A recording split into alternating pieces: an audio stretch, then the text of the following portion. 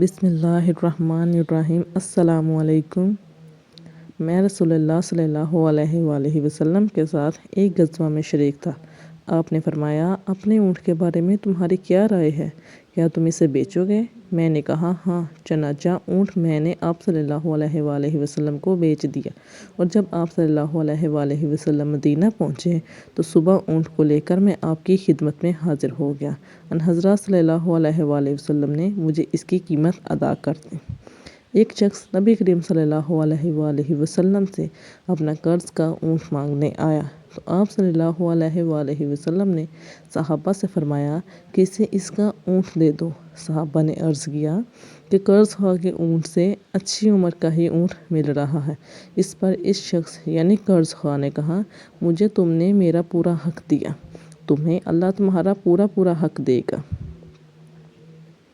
آپ صلی اللہ علیہ وآلہ وسلم نے فرمایا، اسے وہی اونٹ دے دو، کیونکہ بہترین شخص وہ ہے جو سب سے زیادہ بہتر طریقے پر اپنا قرض ادا کرتا ہو۔